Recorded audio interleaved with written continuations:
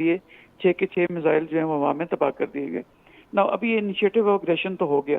اب ایسا اس کو آپٹیمزم کیوں کہہ رہا ہوں کہ اس فیس سیونگ سے کیا ہوا کہ آج اسرائیل کے اوپر جو ایران کی ریٹیلیشن جانی تھی وہ نہ گئی. امریکنس نے میزائل گرا دیے.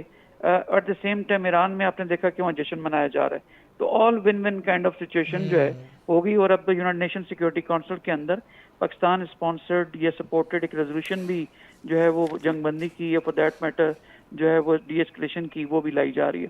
تو لہٰذا ملٹی لیٹرل فورم کے اوپر بغیر کسی کی ایگو کو ڈسٹرب کیے ہوئے وہاں سے ریزولوشن کے تحت جو ہے ہم جنگ بندی کی طرف جا سکتے ہیں. یہ تو ہو گیا آپٹیمزم.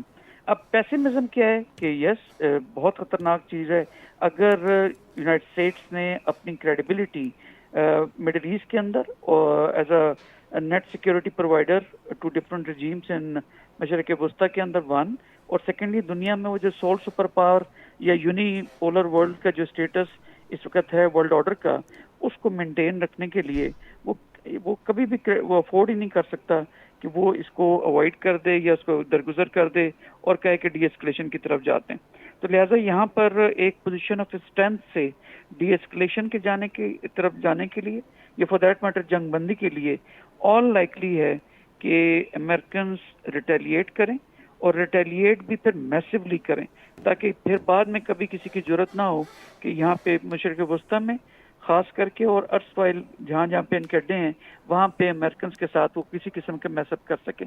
تو ایک قسم کا کیش 22 یا اس کو کہیں گے کہ ایک اس طرح کی سچویشن ہے کہ نگلتے بھی نہیں بنتی اور تھوکے بھی نہیں بنتی. تو لہٰذا ایک بڑی کمپلیکس قسم کی سچویشن ہے جو اس وقت تینوں ممالک جو ہیں اسٹیک ہولڈرز جو ہیں ایکٹرز ہیں ان کے ساتھ درپیش ہے. تو لہٰذا صبح 12 بجے تک اگر کچھ اٹیک ہو گیا تو پھر تو چیزیں بہت بری طرح سے بگڑنے جا رہی ہیں.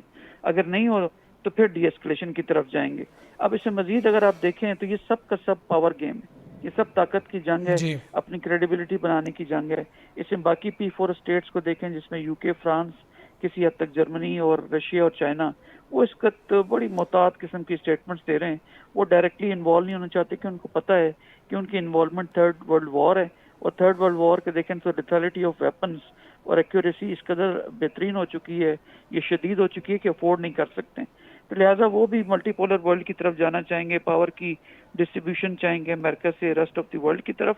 تو وہ چاہیں گے کہ امریکہ پہلے بلیڈ کرے، وہ اس کو وہاں ریسیشن آئے، ٹرمپ کے خلاف امپیچمنٹ ہو جائے، اور اس طرح کی پوزیشن جب اس کی ویک ہوگی تو پھر یہ چاروں ملک اتریں نیچے اور اپنی صلح صفائی کرائیں اور جو ہے وہ ڈی ایسکلیشن کی طرف جائیں. تو پھر دنیا وہ اس کا آرڈر جو ہے پھر یونی پولر سے چینج ہو کے ملٹی پولر کی طرف جا سکتے. تو بگر چیس پہ دیکھیں تو اس آل پاور گیم. تو لہٰذا اس وقت سچویشن خاصی گمبھیر ہے. تو انالیسس تو ہو سکتے ہیں، یہ ہم سب اس طرح کی ایزمپشنز تو کر سکتے ہیں، لیکن ایکچولی آن گراؤنڈ اس وقت امریکنس کی کریڈیبلٹی وہ شدید طریقے سے وہ اس وقت کوشچنڈ ہے. آئی ڈونٹ نو کہ کس طرف یہ جائے گا.